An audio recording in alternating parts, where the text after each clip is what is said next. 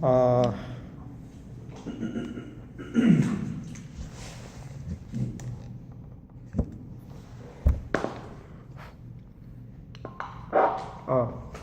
잘 지내셨어요? 네. 오늘은 그 사례 발표를 두 분이 하시죠. 근데 이제 처음 발표 두 개 다 좀 짧은 사례예요. 그죠? 짧은 사례인데, 우리 이제 박 선생님 거는 좀 꿈이 하나 짧은 꿈이 있죠. 그리고 우리 최 선생님 꿈 이제 사례는 거의 꿈으로 대부분 구성이 되어 있어서 꿈이 있는 사례가 처음으로 나오기 시작했습니다. 그래서 앞으로는 우리 상담 사례 발표 때 꿈으로 했으면 좋겠어요. 그래야 할 얘기가 많습니다. 그리고 우리가 짐작할 수도 없고 알 수도 없는 것들을 많이 배워요. 근데 뻔한 것을 우리가 뭐 이러니 저러니 너 잘했다, 뭐 상담 잘했다, 못했다, 뭐 너 이렇게 해봐라 한 것보다 정말 알 수 없는, 우리가 캐치할 수 없는 것들을 캐치할 수 있는, 어떻게 캐치를 할 수가 있나. 그렇다면 그 상담의 방향이 결정되고 이제 그 어떻게 가야 되겠다 하는 게 그려지겠죠. 그게 더 중요하죠. 어떻게 내가 상담을 잘했나. 상담이라고 하는 것은 정신분석적인 상담, 특히 유흥적인 상담은 상담을 잘했냐 못했냐라기보다는 어떻게 내담자와 함께 어떤 길을 가고 있느냐를 보고 주시하고 통찰하는 거예요. 내가 뭘 했느냐보다는. 그래서 그럼 언제 치유가 되느냐? 내담자가 자기 자신을 이해하고 있다, 상담자가. 그런 느낌을 받을 때 치료가 됩니다. 놀라워요. 정말 우리 인간은 놀랍습니다. 뭐를 해야 치료되고 뭐를 해야 문제가 해결되는 줄 아는데 그렇지 않아요. 아무것도 안 했는데 내담자는,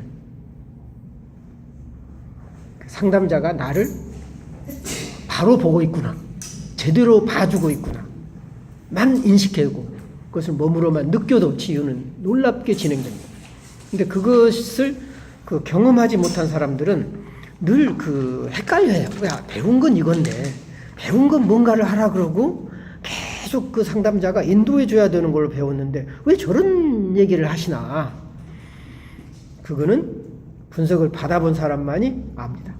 분석을 받아본 사람만이 느껴요. 수년 동안 왜 특별히 해준 게 없고 한 게 없는데 왜 놀라운 그 치료가 일어나는가. 그것은 받아보지 않으면 모른다는 거죠. 그래서 이제 오늘 이제 박 선생님 거는 꿈이 없어서 내가 대신 꿈꾼 것을 가져왔어요. 그러니까 아마 이제 이 상황이라면 내담자는 이런 꿈을 꿨을 거다. 그리고 이 상황이라면 상담자는 이런 꿈을 꾸고 있지 않을까 하고 이제 내가 대신 꾼 꿈이 소개될 테고요. 최 선생님 꿈은 이제 상당히 의미 있는 꿈들이 많이 나옵니다. 그래서 자세히 분석을 해보겠는데, 꿈을 분석한다라고 하는 것은 지금까지 가면 갈수록 내가 느끼는 것은 내 인생에서 가장 중요한 보물을 얻었다 하는 생각이 듭니다. 그 어떤 것보다 가장 소중하고 귀한 보물을 얻는 느낌을 갈수록 더 받아요. 특히 이제 위기 상황이거나, 그러니까 내가 상담을 하고 꿈을 분석해서 돈을 어떻게 벌까가 아니라 자신의 문제인 거예요. 내가 편할 때는 돈 벌까를 생각하지만 사느냐 죽느냐 하는 문제에 있어서는 돈이 문제가 아니에요. 살아남느냐 죽느냐 하는 기로에 섰을 때 꿈의 안내를 받을 수 있다면 그것은 억만금 천만금을 투자한 것보다도 더 크다는 거예요. 단순히 이것을 꿈의 분석을 내가 상담 기법으로 써먹어야지, 그리고 내가 이거 해서 돈 얼마나 버나, 이런 차원이 아니라 나의 그 앞길을 밝혀주고 인도해주는 등대와도 같다. 정말 바다에서 보면 깜깜한 밤에 바다에서 등대가 없으면 길을 잃어버리잖아요. 그래서 꿈은 그 정도로 소중하고 중요하다. 아마 실감하지 않을 텐데 이제는 여러분들이 실감할 때까지 제가 할 겁니다. 이 꿈이 얼마나 소중하고 얼마나 귀하고 소중한가, 또 상담에서 귀한가라는 것을 느낄 때까지 할 수밖에 없겠다, 그런 생각이 듭니다. 그동안에 이제 내가 이제 가볍게 꿈을 취급을 했는데 이제부터는 상당히 전문적으로 취급을 해야 되겠다 하는 생각이 듭니다. 그래서 그 꿈을 분석을 할 때 세 가지 요소를 항상 염두에 둬야 돼요. 첫째 뭐죠? 상징이에요, 상징. 그 다음에 뭐죠? 신화예요, 신화. 그 다음에 뭐죠? 제의, 통과의례예요. 이 세 가지를 한번 적어보세요. 상징. 그 다음에 신화. 그 다음에 제의. 제의 가운데도 그냥 통과의례입니다. 통과의례. 근데 이제 이것이 이제 왜 그러냐 하면은 상징이라고 하는 것은 감추어진 의미를 드러냅니다. 상징은. 겉으로 드러난 의미가 아니라 속에 있는 의미, 감추어진 의미. 내담자가 하는 말도 다 상징적이에요. 대체로 그 문제가 있거나 컴플렉스 사로잡히거나 병리적인 그런 고통을 겪고 있는 내담자의 언어나 몸짓은 다 상징이에요. 자기 자신을 드러내기 위한 하나의 수단이지 일반적인 그 언어하고 많이 다릅니다. 하나의 상징적인 언어고 상징적인 몸짓이고 상징적이에요, 다. 그래서 꿈에 드러난 상징과 거의 유사합니다. 의식 중에서 하는 거래도. 그러니까 꿈하고 별 차이가 없다는 거죠. 그 상징을 보는 데 있어서. 예를 들어서 꿈에 이제 이 상담 사례에서 그 입술이 툭 나왔다, 이런 말이 나와요. 근데 그 입술을 이건 신체 컴플렉스다라고만 봐서 안 된다는 거. 좀 이따 얘기하겠지만 입 자체가 상징이에요. 그렇게 봤을 때 어떤 신체적인 문제로만 봤을 때 오는 오류 내지는 그 한계를 보게 될 겁니다. 그러니까 내담자가 꿈에서 얘기하는 것도 진짜 꿈이지만 꿈꾸지 않고 상담자 앞에서 말한 말도 다 꿈의 요소, 상징적인 요소가 있다는 겁니다. 그래서 그 상징의 의미를 캐치할 수 있다면 여러분은 상담의 깊이가 달라질 거다. 그래서 그 상징이라고 하는 것은 무의식이 자신을 드러내는 가장 중요한 수단이에요. 첫 번째 수단이에요. 이 무의식은 우리 의식의 언어를 쓰지 않잖아요. 그렇죠? 그래서 무의식의 언어는 뭐죠? 이미지죠. 이미지. 그래서 무의식은 꿈을 보면 그렇잖아요. 말을 정확히 안 하잖아요. 그리고 말을 하더라도 아주 간단한 어디 가니? 저리 가. 무슨 간단한 말만 하지? 다시 내가 왜 그럴까 꿈에서 생각하니까 그 언어는 대부분 이미지로 나타나지만 심지어는 언어로 말하더라도 이미지 언어 혹은 원초적 언어 외에는 안 쓰더라고요. 꿈에서는 막 우리가 이렇게 말하는 그런 잡다한 언어를 쓰지 않아요. 꿈에서는 그렇잖아요. 툭툭 던지거나 살짝 스치거나 이런 그 말을 던지지 뭐 그냥 우리가 야 너 그랬는데 뭐 어쨌니 뭐 이렇게 얘기하지 않는다는 거죠. 꿈의 언어는 다시 말하면 원시인의 언어예요. 그 언어는. 그리고 그 아주 태고적 사람들이 언어 몇 마디 없을 때 그죠? 던진 아주 그 원초적이고 기본적인 정말 어느 사회에서나 똑같은 그렇죠? 그 언어를 던지더라고요. 꿈에서는. 굉장히 말을 하더라도 원초적인 언어를 던지지 지금처럼 이렇게 세분화된 야 컴퓨터에서 했는데 무슨 게임이 있는데 재밌더라 이런 얘기 안 하는 거죠. 응? 야 상담할 때 뭐 어떤 방법이 좋으냐? 야 잘 경청하라 그랬는데 너 왜 경청 안 해? 이런 말 안 하는 거죠. 응? 아주 근원적이고 원초적인 언어를 쓴다. 언어를 쓰더라도 가능한 언어도 안 써요. 그렇죠? 이미지를 보여주는데 그 이미지가 감정으로 되어 있기 때문에 감정을 통해서 전달을 하죠. 그렇죠? 그래서 그 상징을 가장 중시한다. 그 상징은 무의식의 언어이기 때문에 그리고 감추어진 의미를 드러내준다. 그래서 그 상징에 대해서 이제 그 엘리야드가 쓴 지금 이 책이 뭐죠? 상징, 신성, 예술이라는 책이 있는데 상당히 좋은 책이에요. 이제 엘리야드 책을 제가 요즘 쭉 읽고 있는데 이걸 다뤄야 되겠다 그 생각을 했는데 그 아주 그 오늘 우리 모임에 아주 중요한 단서를 제공할 것 같아서 가져왔어요. 근데 왔더니 좀 이따 상징에 대해서 하나 보기로 하고 그 다음에 신화를 봐라. 이게 이해가 안 가실 겁니다. 왜 신화를 봐야 되지? 왜 꿈속에서 신화소를 찾으라 그러지? 자꾸 얘기하는데 이해가 안 갈 거예요. 그리고 신화를 우리는 알지도 못해요. 잘 뭐 그리스 신화라든가 또 뭐 이집트 신화라든가 고대 바벨론 신화라든가 무슨 메소포타미아 신화라든가 뭐 아즈텍 문명의 무슨 신화 모르죠 잘. 왜 찾으라는 거냐? 신화란 뭐냐? 옛 이야기입니다. 옛 사람들이 남긴 이야기입니다. 신화는. 다시 말해서 우리가 꿈을 분석하고 상담을 하면서 발견하고자 하는 것은 소위 고대인들, 옛 우리 선조들은 이 문제를 어떻게 처리했을까? 이런 데 관심을 갖는 거예요. 신화를 찾는다라고 하는 것은. 그런데 옛 사람들은요, 자연 치유적인 것을 했어요. 굉장히 인위적이 아니고 스스로 치유되고 몸이 스스로 치유되기를 기다리고 자연적으로 치유되는 방법을 택했단 말이에요. 오늘날처럼 어떤 머리로 치유하는 방법보다는 몸으로 치유하는 법을 알았어요. 그래서 신화를 본다라고 하는 것은 옛 사람들이 남긴 이야기를 통해서 어떤 치료의 그 단서를 찾아낼 거냐는 데 의미가 있습니다. 신화라고 하는 것은.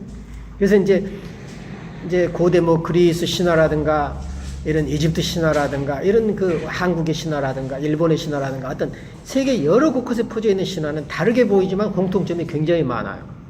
그래서 그런 어떤 그 공통점들은 공통된 구조를 가지고 있고 어떤 그런 그 우리의 깊은 세계를 보여주는 신화는 어떤 삶의 기원이라든가 생명의 기원이라든가 어떤 근원적인 것을 설명해 주기 때문에 바로 그 근원적인 것에 문제가 됐을 때 우리 정신세계가 파괴되거든요. 그래서 신화에 접근한다라고 하는 것은 우리 근원을 이해하는 데 도움을 줍니다.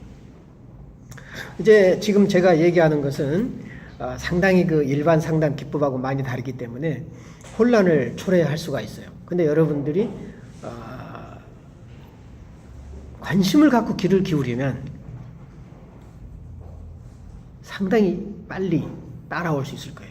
근데 왜 해야 되지? 그리고 나 이거 필요 없는데? 이거 없이도 상담 잘하고 이거 없이도 나는 분석 잘하는데 왜 해야 되지? 그러면 결코 못 따라올 겁니다. 정말 필요하다고 느끼면 금방 따라올 수 있어요. 그러니까 어찌 보면은 그 생각에 달려 있다는 거죠. 여러분들이.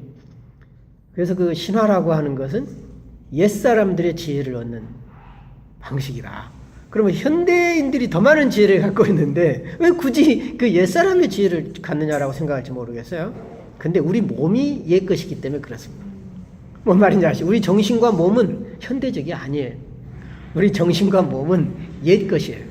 그러니까 수천 년, 수만 년 전부터 이어져 내려온 그 정신구조와 그 세포들을 갖고 있지 마음만, 지식만 현대적이지 몸과 정신은 태고적인 상태 그대로에서 한 발짝도 안 나가고 있어요.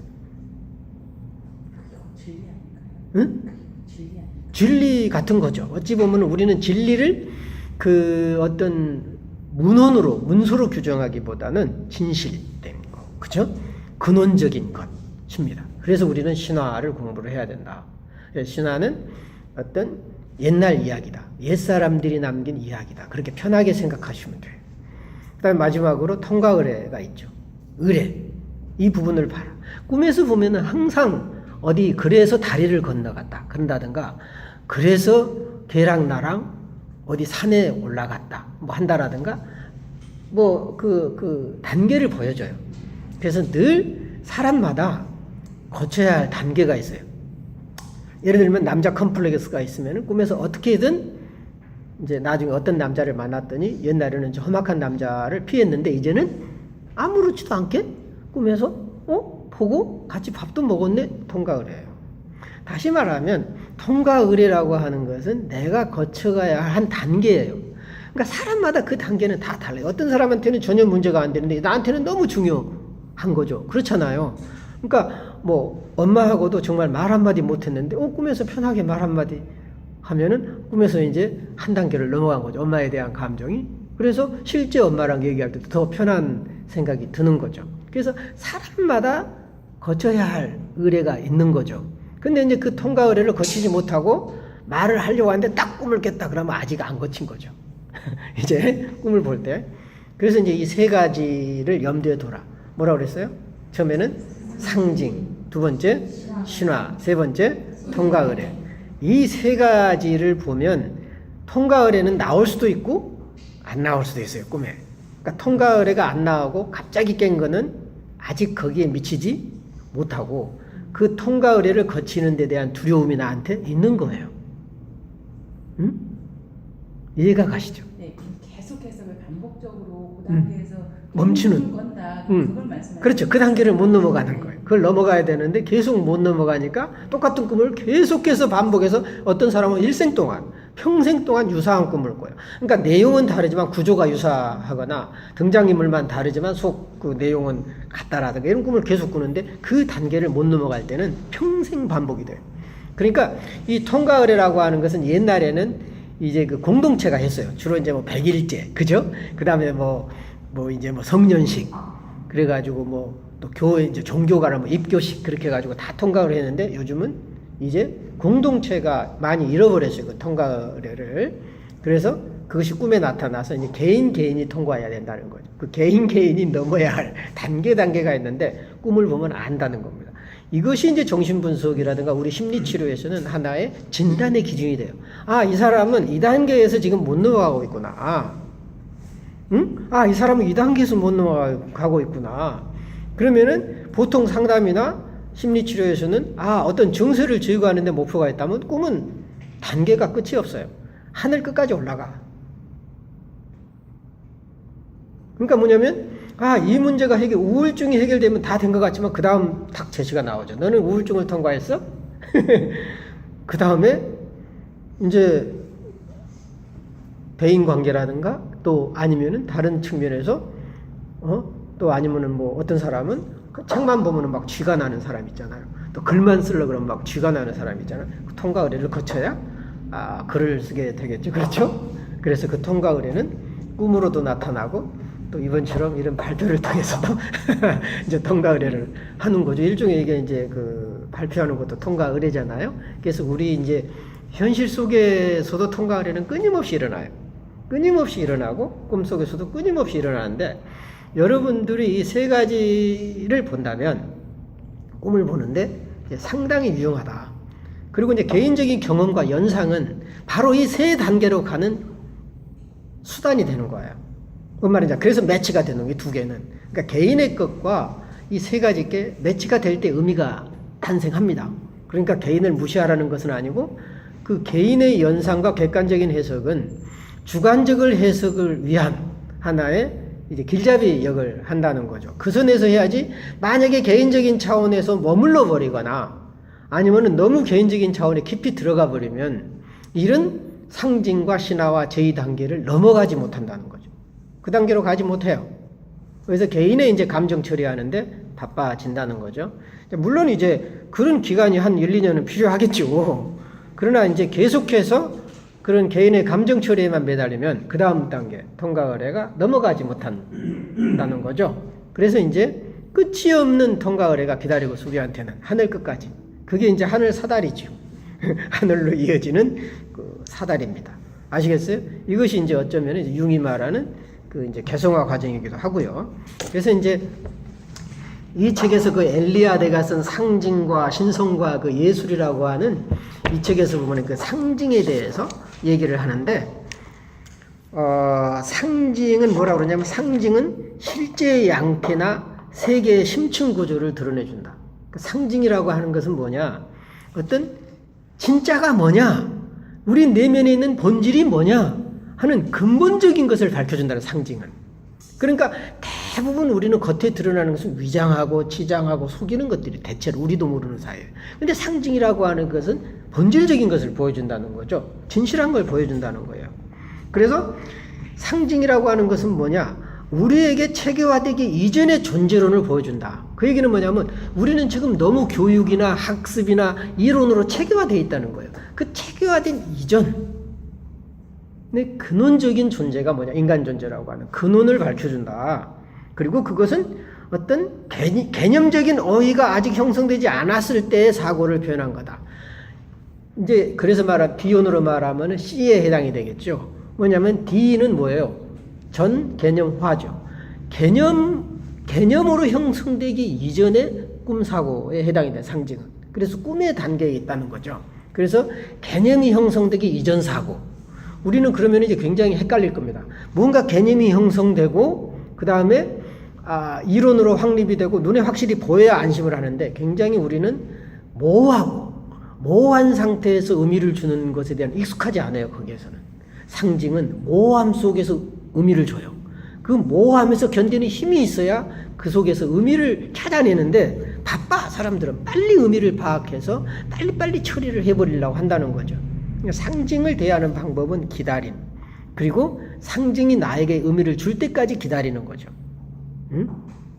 굉장히 이제 어떤 이런 그 경험이 필요한 거예요. 그래서 이제 상징이라고 하는 것은 또 뭐냐? 상징이라고 하는 것은 무엇을 끊임없이 생성하게 한다는 거죠. 끊임없이 생성하게 하는데 그 생성의 원리는 이제 유흥심리학에서 말하는 나선형으로 감아 올라가도 직선으로 올라가는 게 아니에요. 여러분 식물들이 덩쿨 식물이라는 거 보면 어때요? 늘 돌아가잖아요. 그럼 왜 돌아갈까? 그냥 찍 올라가 버리면 될 걸. 어떤 것들은 물론 올라가기도 해요. 근데 대체로는 돌아간다는 거죠. 그리고 엮어짜기, 또 그림자에서 나타나는 빛, 그리고 달이 차고 기울음, 이 모든 이미지들이 운동, 순환, 또 지속 혹은 하나의 존재 양식에서 다른 존재로 변환되는 것, 이제 이런 것들이 주로 상징에서 보여주는데, 대표적인 그 생성의 변환, 또 변환의 상징을 드리는 가장 대표적인 상징은 달이에요. 달을 우리는 굉장히 간단하게 생각하잖아요. 달은 밤이고 여성이고 생각하는데, 고대인들은 달의 움직임으로 모든 걸 판단했어요. 그러니까 그 간만에 조수 간만에 차라든가 농사를 지을 때 또 어떤 절기에서 무엇을 하고 태양으로 보통 하지 않았습니다. 태양은 에너지를 공급해주는 차원이었고, 모든 어떤 인간의 그 판단이라든가 자연과의 그 주기를 맞추는 거는 전부 달로 했다는 거죠. 그래서 달의 상징이 나올 때는 상당히 근원적이다, 달은. 그리고 상당히 근원적이고 많은 거를 담고 있다는 거죠. 달이 의미한다라고 하는 것은. 그래서 달은 뭐야? 함부로 판단해서는 안 된다는 거죠. 결국 상징이라고 하는 것은 진실을 표현하는 거다. 진실. 신화도 진실을 표현하는 거예요. 그리고 통과의례도 진실이 있을 때 통과되는 거예요. 거짓으로 통과할 수는 없잖아요. 그렇잖아요. 통과의례라는 게 이게 안 됐는데 되는 척 해가지고 하면은 다음에 걸리잖아요. 그렇죠? 이게 하나가 진실해야 그 다음 통과의례가 또 넘어가지. 이거는 어떻게 수를 써가지고 넘어갔어. 이번 단계는 넘어갔으면 그 다음 단계는 절대 못 넘어가겠죠. 놀라워. 이 세계에는 진실로 통하고, 또 하나 어떤 그 상징과 신화와 통과의례를 또 하나의 그 통합된 말로 말하면 예술이라는 매체를 통해서 이 세 가지가 다 드러난다는 거죠. 그래서 이제 유흥심리학에서는 그 예술 치료를 더 관심을 갖고 많이 하는 이유가 바로 이제 상징과 신화와 제의가 예술을 통해서 만난다, 그런 거죠. 그래서 여러 가지가 얘기가 있는데, 이제 상징이라고 하는 것은 궁극적으로 어떤 그 본질, 실제하고 관련이 있다. 그럼에도 불구하고 그 아주 근원적인 실제죠. 근원적인 본질하고 관련되어 있으면서도 그것이 그 본질은 항상 우리 인간의 실존하고 연계되어 있다는 거죠. 그러니까 실존과 본질이라는 것은 철학적인 용어예요. 그래서 실존이라고 하는 것은 우리 인간은 죽을 수밖에 없고, 결국 우리 인간은 죄를 지을 수밖에 없음에도 불구하고 귀한 존재라고 하는 어떤 그 현재의 한계 상황에 놓여 있는 인간을 말할 때 실존적 인간이라는 표현을 써요, 철학에서는. 그리고 어떤 그 실존에 대조되는 말로 신의 본질, 하나의 인간의 본성은 신적인 거라는 의미에서 또 본질이라는 용어를 쓰죠. 그래서 항상 늘 상징은 본질을 드러내면서 실존과 늘 연계되어 있다. 이 말은 뭔 말이냐면 융의 원형 이론하고 마찬가지 얘기예요. 원형이라고 하는 것은 늘 보편적이고 우주적이면서도 현재하고 관련이 되어 있죠. 그래서 우리가 원형적인 해석을 한다 하더라도 늘 현재적인 것하고 끊임없이 관련되어 있어요. 현재적인 것하고 관련이 안 되어 있으면 아무 의미가 없어요. 그 원형의 의미가 하나도 의미가 없고 드러나 있지 않다는 거죠. 그래서 그러면 상징이라고 하는 그 근본적인 속성은 뭐냐? 첫째, 다의성이에요. 다의성. 하나의 상징이 수많은 의미를 갖고 있어요. 하나의 상징이 수많은 의미를 갖고, 예를 들면 여러분 녹색이라고 하는 상징을 볼 때 미술치료에서 그 녹색이 갖고 있는 상징을, 녹색은 뭐 에너지야, 그리고 뭐 생동하는 힘이야, 그걸까요? 그것만 있어요? 또 뭐 있죠? 괴물의 색이죠. 응? 다시 말하면 어떤 그 피가 빨강색인데 녹색 피를 가진 존재. 그 녹색 피를 가진 존재는 괴물들입니다. 주로. 그리고 파충류. 그리고 파충류는 공룡을 영상하게 되잖아요. 가장 큰 인류에 있어서 큰 괴물이었던. 그러면서 이런 그 고대적인 기억들이 있어요. 그것들이 전부 색상에도 다 있어요. 그러니까 여러분들 색상 하나만 보더라도 단순히 뭐 빨강은 뭐 열정이야 뭐 그런 식으로 얼른 보지 말라는 거죠. 빨강이라고 하는 것은 열정이라는 의미도 있지만 불, 태양, 그렇죠? 어떤 빛, 어떤 모든 것을 없애버리는 파괴의 의미도 있고요. 어떤 또 빨강이 갖고 있는 어떤 악마적인 요소. 빨강이 악마의 상징이라는 거 아시죠? 굉장히 그 색상만 가지고도 정말 수많은 의미들이 있어요. 하나의 의미가 있는 게 아니야. 근데 이건 뭐야? 저건 뭐야? 이럴 수 없는 거죠. 그러면 그 상징의 의미, 수많은 의미 중에서 어떤 의미가 가장 적합할까를 찾을 때는 그 옆에 있는 상징과 같이 봐야 돼요. 다시 말하면 상징이라고 하는 것은 상징 그 자체 하나만 가지고 해독이 되는 게 아니고 바로 그 상징 주변에 있는 다른 상징과의 연계성 속에서 의미가 서서히 드러난다. 놀랍죠? 그래서 여러분 상징의 의미를 파악하는 데 있어서는 반드시 그 상징을 구성하고 있는 주변의 짝을 찾아야 됩니다. 그래서 그 짝과의 연계 속에서 의미가 드러나. 예를 들어서 A라고 하는 상징 속에 10개의 의미가 있고 B라는 상징 속에 10개 있으면 가능한 의미는 100개가 나오겠다. 그 10의 10승까지 나올 수가 있겠죠. 그렇죠. 그러니까 그 수많은 그 상징 중에서 어떤 것이 이제 이 현재의 상황에 가장 의미 있게 다가오는가를 찾아내는 것은 쉬운 일이 아니다. 그럴 때 그 여러 가지 상징의 가능성을 두고 봐야만 된다. 꿈에서도 마찬가지예요. 뱀이 나왔다. 그러면 그 뱀은 뭔 뜻이지? 그거 안 된다는 거예요. 그 뱀이 나왔으면은 또 다른 때 엄마나 아버지가 또 얘기가 나왔고 또 다른 데는 어떤 동굴이 나왔다 그러면 그 세 가지가 다 합쳐져서 그 세 가지의 상징들이 다 어우러져서 바로 뱀의 의미가 나온다는 거죠. 이거 언제 하죠? 언제 할 거예요? 안 하는 게 낫죠. 이런 공부를 왜 하냐고. 안 하는 거 복잡한 안 하고 말죠. 그렇죠? 여러분이 공부를 해서 상징을 독파한다는 게 있을 수 없는 일이에요. 가능하지도 않아요. 상징이 여러분을 찾아올 때 그때 아십시오. 응? 그때 그냥. 그러면서 조금만 노력하세요. 조금만. 상징은 결국은 뭐냐면 경험하는 거다.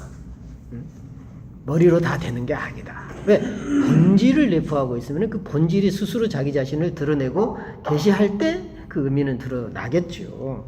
그래서 다가성, 다의성이다. 근데 참 재미난 거는 거기에는 실제의 다양한 차원을 이어주는 통합성도 있다는 거예요. 놀랍죠? 그러니까 예를 들면은 나무의 상징이다.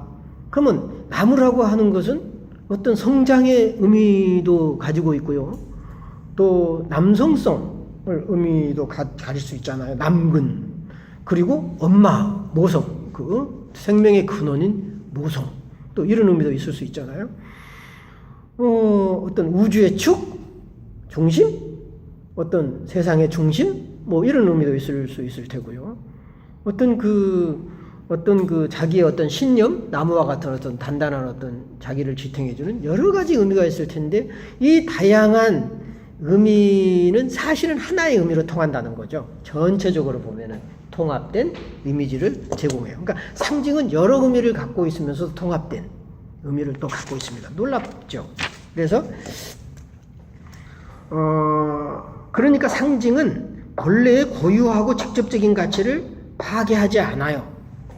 상징이 가지고 있는 고유한 의미를 파괴하지 않으면서도 또 거기에 새로운 의미가 더해지고 또 부가적으로 생성되면서 새로운 의미가 더해진다는 거죠. 원래적인 의미를 파괴시키지 않으면서 새로운 의미를 끊임없이 더해 간다는 거죠. 그러기 위해서 이제 그 하나의 상징을 내가 예로 들고 이걸 마치겠는데, 그림자 상징이에요. 여기 엘리아드가 지금 그림자 상징에 대해서 얘기를 하는데, 융심리학에서 이해하기 가장 어려운 것 중에 하나가 뭐예요? 그림자죠. 그림자예요. 이 그림자를 이제 융심리학에서는 대체로 두 개로 구별을 하죠. 하나는 개인적인 무의식에서 있는 그림자. 어쩌면 이제 그 의식에서 파생된 열등감이라든가 또 내가 모르는 어두운 면이라든가 또 불편한 마음 또 비윤리적인 속성들 또 이제 이런 것들을 되게 그림자라고 그런다. 그것은 주로 이제 개인적인 그림자죠. 그리고 원형적인 그림자는 어쩌면 무의식 그 자체가 그림자예요. 전체가 또 어두운 음영이죠. 그래서 이제 타고난 그림자라면 이제 우리는 모두에게 있잖아요. 그 타고난 그림자. 본능적인 거 대체로 이제 이런 그 타고난 그림자를 주로 이제 원형적인 그림자라고 그러는데 이 두 개 정도를 융심리학에서는 대개 알고 있어요. 그런데 그럼에도 불구하고 여전히 그것은 개념에 머물러 있다는 거죠. 그 그림자가 잘 들어오질 않아요. 근데 이 엘리아데가 그림자를 설명하는데 얼마나 신기한지 아세요? 자, 어떻게 상징이 해석이 되면서 이 엘리아데라든가 캠벨이라든가 이런 그 소위 그 융 이론을 도와주는 아주 가까운 이런 학자들이 굉장히 많은 도움을 주죠. 그래서 오히려 융 책보다도 지금 내가 읽고 있는 엘리아데 책이 훨씬 융적이고 훨씬 그 융의 이론을 자세히 설명을 해줘요. 너무너무 신기한 거예요. 융 심리학 얘기는 하나도 안 하면서도. 예를 들면 이제 그림자 상징이 가지는 모든 맥락을 살펴야 된다. 그림자가 등장하는 모든 맥락, 그렇잖아요? 그림자가 등장할 때 무엇이 따라오나? 이게 이제 내가 이제 그 외국에서 공부할 때 의미론을 공부했는데, 시멘틱스, 언어 의미론. 의미론을 공부했는데 그 의미론 공부하고 비슷해요. 뭐냐면, 어떤 단어라든가 말이 있으면 그 말은 다른 어떤 단어랑 같이 사용되는가. 그리고 이 단어가 현재형으로 쓸 때 다른 단어는 시제가 과거인가 미래인가. 그래 이제 시제도 조사하고요. 그다음에 같은 따라오는 단어도 조사하고요. 그러면서 그 단어하고의 연계성을 조사해서 예를 들어서 나는 너를 사랑한다라고 말했을 때 그 사랑한다 주변에는 무슨 말이 따라오며 이런 것들을 전부 조사해 내는 거죠. 이게 이제 의미론인데 상징 연구도 똑같다는 거예요. 그 방법론에 있어서는 의미론 방법론하고 똑같아요. 그 맥락에서 어떤 그 의미를 이루기 위한 군이 있어요. 군. 그 무리가 있다는 거죠. 그 무리 속에서 그 관계 속에서 그 의미를 찾아내는 건데 그림자도 마찬가지다. 그래서 이제 그림자 상징은 첫 번째는 우주론적 차원이라는 거예요. 우주의 태초의 우주가 그림자라는 거죠. 쉽게 얘기하면은 태초의 우주, 창조되기 이전의 우주, 이거는 그림자라는 거죠. 그림자는 우주적 밤의 미분화된 총체성이다. 우주적 밤이 아직 분화되기 이전, 별이나 달이나, 그렇죠? 이렇게 하나하나 자리 잡기 이전 혼돈 상태. 이것을 우리는 미분화된 상태라고 얘기하잖아요. 혼돈 상태. 그 자체가 그림자라는 거죠. 그래서 우리는 그림자를 부정적인 것으로만 볼 수 없어요.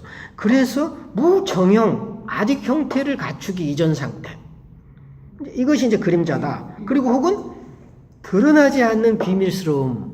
결국 그것은 신비한 것. 근데 이제 그 신비한 것은 신비하면서도 어때요? 무섭죠. 드러나지 않고 암흑이고 깜깜하다. 우리는 드러나지 않는 것은 깜깜하다라는 걸로 표현하거든요. 그 깜깜하다는 표현이 어두움, 드러나지 않음, 아직 분화되지 않는 덩어리, 그것도 끈적끈적한 아주 그 우리를 사로잡을 것 같은 그런 것이죠. 그래서 형태가 형성되기 이전의 양상, 형태가 없는 건 아니에요. 형태가 갖추기 전 이전의 양상이 바로 그림자다. 그래서 원초적인 혼돈의 덩어리로 재통합되면서 형태가 사라진 이후의 양태를 상징하기도 한다. 그러니까 그림자는 형태가 갖춰지기 이전의 그 모양도 그림자지만 또 앞으로 올 그런 통합될, 지금 우리가 다 여러분들이 지금 여기 있어서 구조화되어 있고 나름대로 자기 나름대로 그 정리가 됐다고 생각하지만 혼돈의 상태로 앞으로 갈 때 또 악교처럼 꿈에 그 악교라든가 막 그 진흙덩어리가 나올 때가 있잖아요. 그래서 다시 뭉뚱거려서 혼돈의 상태로 갈 때 이제 이것도 이제 그림자가 되는 거죠. 그래서 그림자 상징의 우주론적인 양상은 뭐의 상징과 가장 유사하면 물의 상징과 유사하는 겁니다. 자, 이제 굉장히 처음 듣는 얘기죠. 그림자가 물이다. 물 자체는 굉장히 혼돈이잖아요. 그리고 모든 건 물에서 생명이 나오잖아요. 사실은 그런 것처럼 그림자에서 모든 생명이 나오고 모든 신비가 벗겨지고, 모든 혼돈이 이제 질서로 자리 잡습니다. 그래서 어쩌면은 그림자라고 하는 것은 우리가 생각하는 그런 열등감이라든가 부족한 것의 대명사가 아닌 소위 어떤 그 창조의 원재료, 그리고 어쩌면은 근원적인 잠재성, 이제 이런 의미도 있다는 거죠. 자, 이제 차원이 달라지는 겁니다. 이제 어떻게 우리가 이제 상징을 이해하느냐. 여러분들이 만약에 정말 융심리학을 공부했다 하더라도 이런 공부를 안 하면은 제대로 이해를 못하고 이론적으로 그래 이건 그림자야, 이건 아니마야, 이건 아니면서 이 정도로 그냥 해버린다는 거죠. 그러면은 결국은 인간의 그 정신세계에 드러나는 그 그림자의 성향을 결코 이해하지 못한다는 거죠. 그래서 바로 이런 상징들이 꿈에 드러난다는 거예요. 꿈에는 구체적으로 드러나고 우리가 의식적으로 말하는 상담 가운데서 말하는 말 속에서도 드러난다는 거죠. 그런데 달이라고 말을 안 해도 달을 의미하는 것을 찾아내는 게 우리 작업이에요. 놀라워요. 그러니까 내담자는 달이라고 표현을 안 해도 이건 지금 달을 얘기하고 있고, 이건 해를 얘기하고 있고, 이 사람은 이건 나무를 얘기하고 있고, 이 사람은 바위를 얘기하고 있고, 이 사람은 뱀을 얘기하고 있구나. 이런 소위 그 고태적인 그 신화적인 이미지, 그 상징의 이미지를 우리는 바꾸어서 찾아내는 능력도 키워야 된다는 거죠. 예를 들면 기차를 타고 어디를 간다. 근데 기차 타고 갈 때도 있고 버스 타고 갈 때도 있고 자기 자가용 타고 갈 때도 있잖아요. 다 의미가 다르잖아요. 그럼 이 기차 타고 간 거, 현대인의 기차는 고대인으로 말하면 뭘까? 마차가 여러 대겠죠. 마차가 하나가 아닐 거 아니에요. 그 열차가 여러 개 있듯이 마차가 여러 대 간다든가, 혹은 전차가 여러 대 간다든가. 그래서 뭔가 그 집단을 이루면서 아주 그 먼지를 일으키면서 말이지 막 대규모로 그 이동하는 듯한 그런 느낌을 받잖아요. 그럴 때 이것은 단순한 것이 아니라 뭐 싸우러 간다든가 전쟁을 하러 간다든가 다양한 그 이제 의미가 연출되잖아요. 그래서 우리가 버스 타고 간 것하고 기차 타고 간 것하고 배 타고 간 것하고 의미가 굉장히 다른 거죠. 그래서 꿈에 볼 때 어떻게 그 이미지를 통해서 내담자의 마음을 짐작해 볼 수 있겠는가. 굉장히 중요한 작업이라는 겁니다, 이 꿈이. 그래서 물 역시 미분화된 것, 형태가 없는 것. 그렇죠. 그림자를 담는 그릇에 따라 그림자 모양이 달라지죠. 그죠? 물도 그렇잖아요. 물을 담는 그릇에 따라 물의 모양이 달라지지 않습니까? 형태가 없어요. 그림자도 물처럼. 그래서 이제 무정형으로서 드러나지 않는 것을 의미한다. 그래서 이제 그림자에서 비롯된 형태는 세계를 드러내는 이제 차원이 되고요. 그 다음에 그림자에서 결국은 빛이 출현한다. 어둠에서 빛이 나온 거죠. 성경에도 그런 얘기를 하잖아요. 어둠에서 빛이 나오는 거예요, 사실은. 근데 우리는 마치 그 빛이 없는 게 어둠인 줄 잘못 알고 있다는 거죠. 빛은 어둠으로부터 나와요, 항상. 그리고 역사가 시작되는 시발점이다, 그림자는. 그리고 우주 창조의 시발점이다. 블랙홀 같은 거. 생각나죠? 양자역학에서. 블랙홀이 그림자의 덩어리 아니겠어요? 그림자의 구멍. 놀랍죠? 이제. 그래서 그림자 상징은 굉장히 서로 밀접하게 연계되어 있어요. 하계의 괴물이라든가 호랑이, 빛의 상징. 결국은 그림자라고 하는 것은 빛과 어두움, 괴물과 천사의 합성어가 그림자일 수도 있는 거죠. 놀랍죠? 그죠? 놀라워요, 안 놀라워요? 내가 이런 얘기하면 여러분들은 신기해서 뭐 입을 쩍 벌려야 돼. 근데 신기해요, 안 신기해요?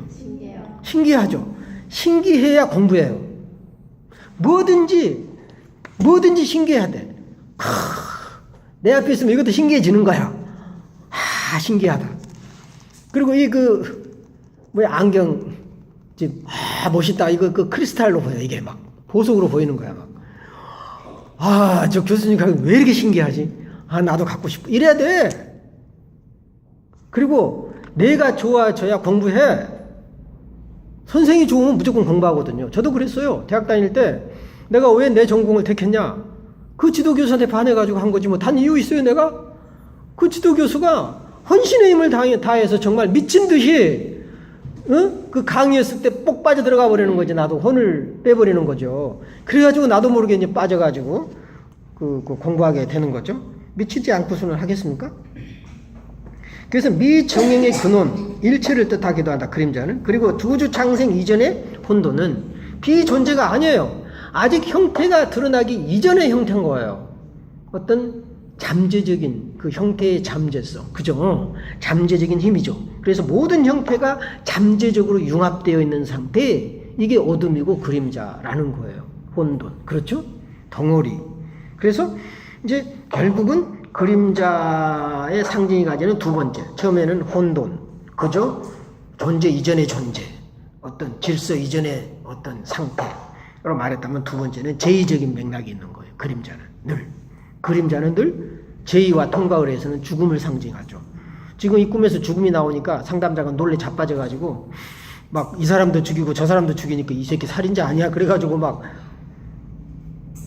이게 그림자의 역할인 거야. 그림자. 이 그림자가 어떻게 작용하나를 상징적으로 보여주는 거죠. 그런데 이것을 여러분들 꿈 분석할 때 늘 의식적인 논리로 봐버린다는 거예요. 꿈을. 그럼 무의식적인 논리로 봐야 되는데, 무의식적인 논리가 뭐냐? 무의식의 원리는 의식하고 다르다고만 알고 있지 모르잖아요. 첫째 뭘까요? 무의식의 언어는 뭐죠? 이미지예요. 이미지로 말한다. 이걸 잊어버리면 안 돼요. 그것을 우리 인간의 언어로 치환할 때는 상당히 조심해야 돼요. 그래서 가능한 한 무의식의 이미지는 다시 이미지 언어로 환원하는 게 제일 좋아요. 상징의 언어로. 가능한 한. 풀어서 쓰는 언어로 쓰지 말라는 거죠. 너 아프구나. 너 화가 났구나가 아니라, 야, 너 으르렁거리고 표하는 사자 같은 애. 어쩌면은 이런 어떤 그 꿈의 언어는 꿈의 언어로 치환하는 게 가장 좋다는 거죠. 왜? 무의식의 언어가 상징이고 그 이미지니까. 그리고 또 무의식의 특성은 뭐냐? 세 가지만 얘기할게요. 무시간성이에요. 고태적이고 원시적이에요. 그래서 현대적 시간 개념을 이해하지 마라. 현대적인 시간은 크로노스라고 하면 무의식의 시간은 어쩌면 카이로스예요. 절대적인 순간, 의식과 만나는 절대적인 순간을 얘기하고 그 절대적인 순간은 시온의 시간으로 가버려. 태초 이전에 시온의 시간으로 가버려. 다 있다는 거죠. 우주 속에서. 그래서 무의식은 무시간대다. 그리고 무의식은 집단적이다. 개인을 초월해버려요. 근데 자꾸 개인적으로 해석해, 무의식을. 대체로 무의식은 원시적인 상태는 대개 무의식 집단이잖아요. 그래서 보편적인 차원에서 봐야 돼, 꿈은. 개인적인 차원에서 머물러서는 절대 안 돼요. 무의식 자체가 개인을 초월하도록 우리를 인도하기 때문에 그렇습니다. 그래서 개인을 초월할 때 개인을 볼 수 있고 개인이 치유되거든. 마지막으로는 여러분들이 제일 혼동하기 쉬운 거. 꿈은 의식과 무의식의 관계를 보여줘요. 그러니까 무의식의 의도도 보여주지만 의식과 무의식의 관계를 보여주기도 합니다. 대체로. 예를 들면 이런 거 있어요. 꿈에서 내가 뭘 도둑질했어. 아니, 도둑질했다는 것보다 이제 좀 다른 예를 들읍시다. 내가 굉장히 뭐를 잘했어. 그러니까 사람들한테 나를 좀 알아주겠지 했는데 사람들이 몰라줘. 무심코 지나가. 예를 들어서 이제 거리에서 무슨 공연을 하는데 사람들이 봐줘야 되잖아요. 근데 사람들이 안 보고 그냥 지나간단 말이죠. 그럼 의식적인 판단을 하게 되면, 내가 뭘 잘못했나? 쟤네가 날 무시해. 난 늘 그렇지 뭐. 나는 사람들이 환영받지 않아. 사람들로부터 환영받지 않아. 이렇게 해석하겠죠. 결코 그렇게 해석해서는 안 됩니다. 내가 그 무덤 속에서 뭘 숨기려고 하는 사람들이 몰라. 내가 이 속임수를 써서 숨겼나? 이렇게 생각하면 안 된다는 거죠. 앞으로 이제 꿈 얘기가 이제 나오겠지만. 자, 무의식의 원리라고 하는 것은 뭐냐? 무의식에서 나오는, 꿈에서 나오는 나는 의식을 대변해요, 대체로. 100% 의식은 아니지만. 대체로. 드림이고 꿈 자아와 현재직 자아가 좀 달라요. 꿈에 나타난 나와 그 의식 중에 있는 내가 약간 다르긴 하지만 꿈에 있는 자아는 약간 무의식적이긴 해요. 그렇지만 대체로 의식을 반영해요. 꿈에 나타나는 나는. 그리고 나 외에 다른 것은 다 무의식으로 보면 돼요. 이 중요한 원리입니다, 이건. 나 외에, 꿈에 나타나는 나 외에 다른 거는 다 대체로 무의식이다. 중요한 내가 꿈에 지금 원리를 얘기하는 겁니다. 예를 들면, 내가 어딘 거리에서 막 멋있게 막 그 재주를 부렸어. 근데 사람들이 봐주지도 않고 싹 갔어. 그 얘기는 나를 무시한 게 아니에요. 의식의 논리는 무시하고 내가 왕따 당하는 그런 논리지만 그렇게 해석하면 절대 안 된다는 거예요, 꿈은. 내가 아무리 잘해도 무의식하고 아무 관계가 없구나. 그 얘기예요. 다시 말하면 무의식이 의식과 관계를 안 맺는 거예요. 의식과 무의식의 단절로 해석해야지 이거를 내가 창피하다. 나는 왕따 당했네. 물론 그 무의식과의 단절이 현실 속에서 왕따로 나타날 수도 있고, 뭐 우울증으로 나타날 수도 있고, 또 이상한 자폐로 나타날 수도 있고, 뭐 이상한 현상으로 나타날 수는 있지만, 그것 자체를 의식에서 판단하는 논리로 적용하지 마라. 굉장히 오늘 그 짧은 시간에 너무 여러분들에게 큰 것들을 지금 얘기한 거예요. 처음에는 그 꿈의 세 가지 요소를 얘기했죠. 상징과 신화와 의뢰, 통과 의뢰를 얘기했고, 이번에는 무의식의 원리, 성향을 얘기했어요. 무의식은 집단성이고 무시간성이고, 그렇죠? 그리고 꿈은 의식과 무의식의 관계를 보여준다. 그런 그 얘기들. 그래서 이제 그 성년식, 통가을에서는 그림자는 죽음을 상징하고 그 죽음은 재생을 의미한다. 재탄생. 그렇기 때문에 꿈에 나타나는 죽음은 거기에